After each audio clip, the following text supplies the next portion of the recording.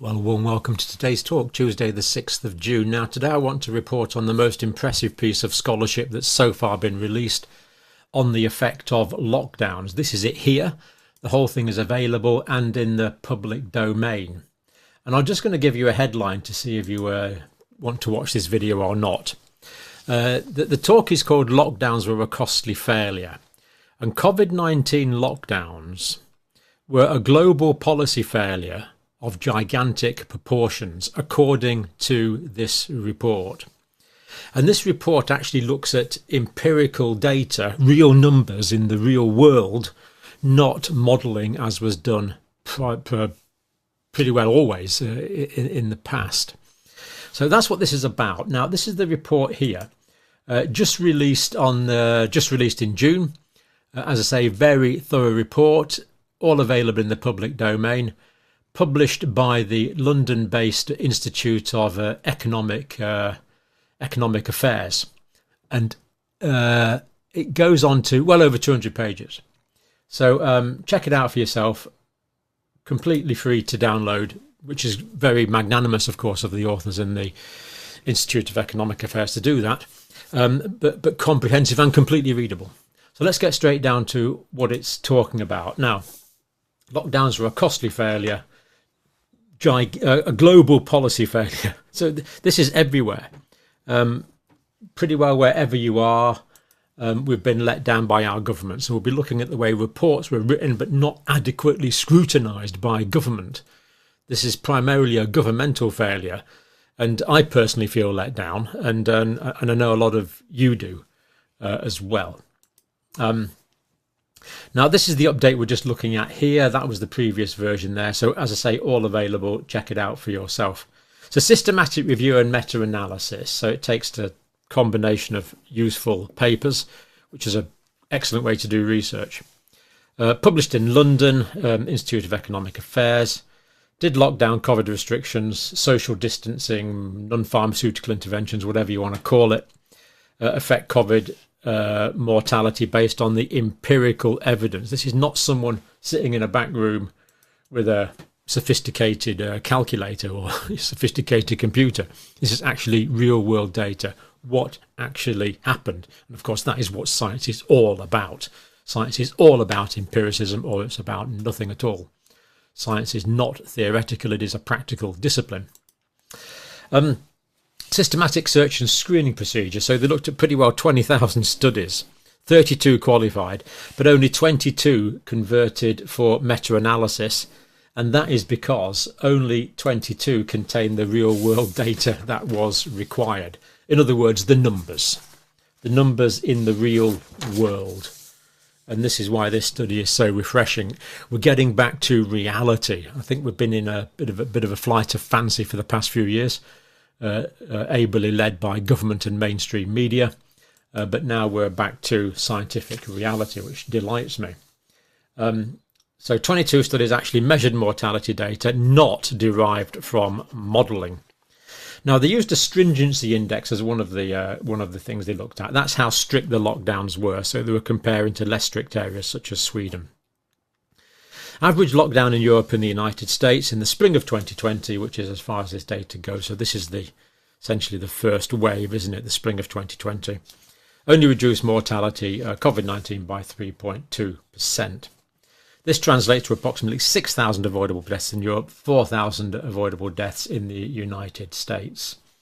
And when we come to look at the cost-benefit analysis of this and how this compares to other diseases, these really are small amounts, given these people primarily with significant comorbidities. Not all, but primarily.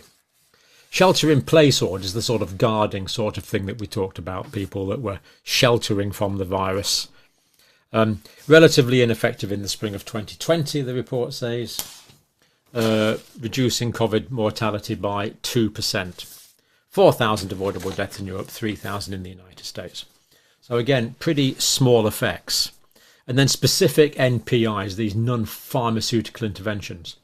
Spring of 2020 again, reduced COVID-19 mortality by 10.7%, which of course is an improvement. Significantly less than estimates produced by the epidemiological modelers. But that's 23,000 avoidable deaths in Europe, 16,000 in the United States. But again, when we compare these to other diseases, and we're talking about whole countries here, remember, it will be put into context. Now, Imperial College London, this is the Neil Ferguson estimates. March 2020 predicted lockdowns would save 400,000 lives in the United Kingdom. Now, I remember well, as I'm sure you do, it's pretty ingrained in my memory, that the UK government in the early press conferences, certainly the first press conference, was going to go for a herd immunity type approach, just protect those that need protected and let things follow their natural course. Then we had this, the government got this information from the Neil Ferguson department in Imperial College London, and they changed overnight because they thought 400,000 people were going to die. Why didn't the government scrutinise that information properly? Why did they take the advice of one academic group in one university and base whole policies on that? And then the British decision, of course, influenced other decisions. Obviously, I would think it affected decision-making in the United States. Oh, well, that's what the Brits have done. We better do the same sort of mentality. But we hadn't analysed it adequately, clearly, patently. We now see that clearly. And it's unacceptable. This is a failure of government. I perceive this as a failure of government. Academic groups can get it wrong, of course, but it's governments. Why did governments just take this on lock, stock and barrel, hook, line and sinker? It would have saved over 2 million lives in the United States, according to this modelling. Problem is the modelling was inaccurate, unfortunately. Now, in comparison, just to start putting this in some sort of context, on an average flu season, 72,000 flu deaths in Europe, 38,000 flu deaths in the United States. England and Wales, it's 18,500 to 24,800. This is in an average typical flu season. These sort of deaths would be expected. And we've never had any of these measures for flu in the past, although we've had this with us for centuries. Why was COVID so different? Based on flawed modelling is the primary reason, followed up by incompetent government acceptance of that flawed modelling. So, direct quotes, when checked for potential bias, our results are robust, the study says. Our results are also supported by the natural experiments we've been able to identify, taking countries like Sweden in the real world. The results of our meta-analysis support the conclusion that lockdowns in the spring of 2020 had a negligible effect on COVID-19 mortality. Negligible effect. This result is consistent with the view that voluntary changes in behaviour, such as social distancing, did play an important role in mitigating the pandemic. So the statutory government-enforced heavy-handed bits didn't work. The self-discipline did work, giving people the, basically treating your population as an adult that can make its own decisions. That wasn't done primarily in European and American countries. Voluntary measures were effective in reducing COVID-19 mortality in Sweden. So voluntary measures were effective. So this is not saying do nothing, not by any means. It's saying do the minimum, and you get comparable results. Not saying do nothing. It's not saying COVID doesn't matter. It did. It does. It did much more then because it was making people ill in relatively large numbers. Consistent with evidence early in the pandemic that voluntary action had already begun to work. So the irony here is that the voluntary action was already beginning to work. The legislation made minimal, negligible is the term used by this study, negligible difference. The negative conclusion is amplified by significant economic costs, so stunted economic growth. Unfortunately, public debts are now massive. We're now paying the cost of that, of course. Rising inequality, all bad. Damage to children's health and education, bad. Reduced health quality of life, bad. Increased crime, bad. Threats to democracy and loss of freedom, yes. A COVID disinformation unit that we looked at yesterday, set up by the British government, 77th Brigade, a branch of the British military, that may well have been used to spy on its own people. Not what we would prefer, at least not what I would prefer, and I suspect if you're watching, not what you would prefer either. We don't want to be surveilled by the state for having independent academic or philosophical views. We want academic freedom to discuss, to debate, of course. One that's close to my heart, being a former mental health nurse, damage to mental health was a big factor. Now, this data is from NHS Digital. Graphics actually from the Daily Telegraph, which has been covering this very well. I'll put some links at the bottom. So this is mid 2010, so about 2015. So here we have 11 to 16 year olds. Round about 2015, 13.3% reported mental health issues. After the pandemic, went up to 17.7. 17 to 24, it went up from 10.1 to 17.4% of the population. 16 to 39 year olds, it is hard work being a later young person and young adult, but there was 3.5% of people reporting mental health illnesses in this group, shot up to 23%, showing the economic impact of the restrictions, partly. Other things as well, but that was the main factor. Huge. So getting on for a quarter now of 16 to 39 year olds in the United Kingdom, 23% reporting mental health issues. This is a real indictment on many things. They're the current figures. 40 to 69 year olds, it went up from 3.7 to 15% of the population.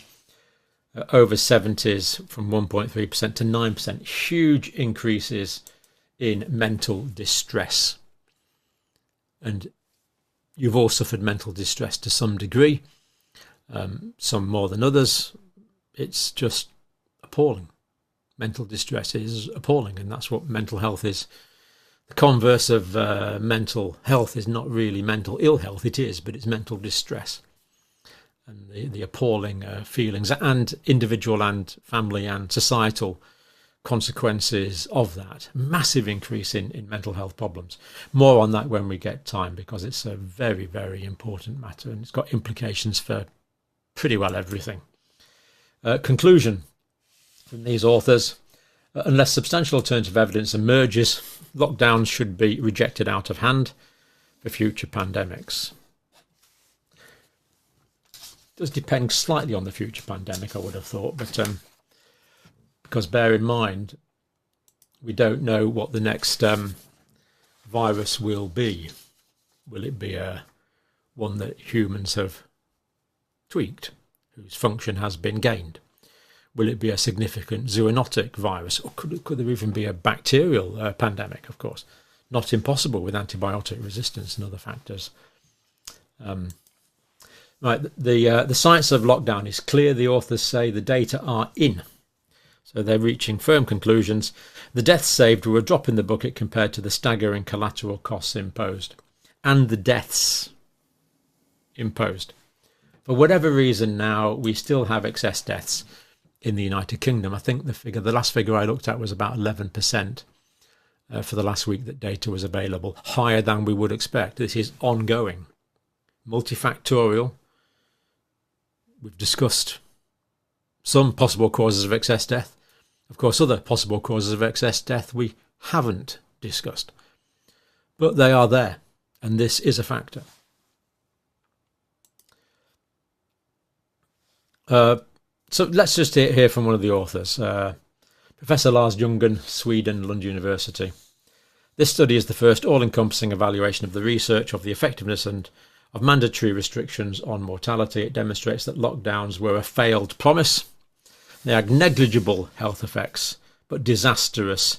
Very strong words, negligible health effects and disastrous economic, very strong words. Economic, social, political cost to society. Most likely lockdowns present the biggest policy mistake of modern times. Quite incredible, really. And should I have been more critical of governments at the time? Obviously. But that was the only data we were getting. This is why trust has been destroyed. We trusted governments, we trusted our chief scientific officer, we trusted our chief medical officer. And that trust, I'm afraid, has been destroyed. And the implications of that are massive. Massive implications of that.